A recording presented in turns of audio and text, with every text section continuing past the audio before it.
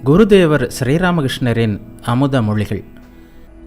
எல்லாம் இறைவன் செய்கிறார் என்ற உணர்வு வருமானால் அவன் ஜீவன் முக்தனாகிவிட்டான்.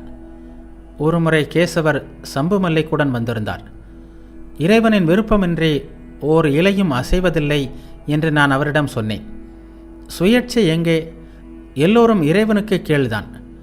நங்கடா எவ்வளவு பெரிய ஞானி! அவரே தண்ணீரில் மூழ்கி இறப்பதற்காக சென்றார். இங்கே 11 மாதங்கள் தங்கியிருந்தார். அவருக்கு வயிற்று நோய் கண்டது. நோயின் வேதனை தாங்க முடியாமல் கங்கையில் மூழ்கி இறப்பதற்காக சென்றார். படித்துறைக்கு அருகே நீண்ட மணல் திட்டு. எவ்வளவு தூரம் கங்கையில் சென்றாலும் முழங்காலுக்கு மேல் தண்ணீர் இல்லை.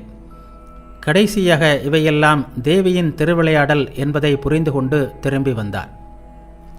ஒருமுறை எனக்கு வாத நோய் தீவிரமாகியது.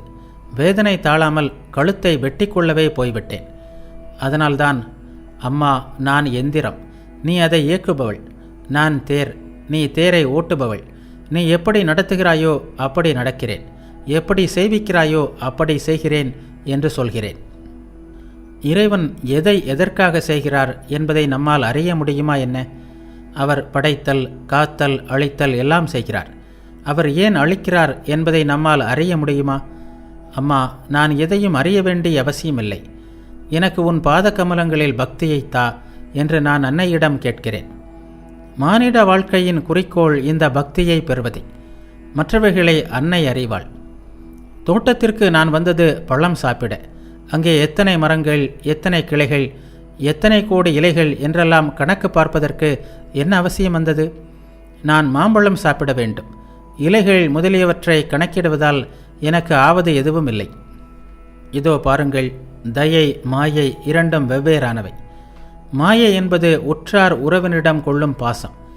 தந்தை, தாய், சகோதரர், சகோதரி, மனைவி, மக்கள் போன்றோரிடம் வைக்கும் பாசம். எல்லா உயிர்களையும் நேசிப்பது, அதாவது சமமாக பார்ப்பது தயை.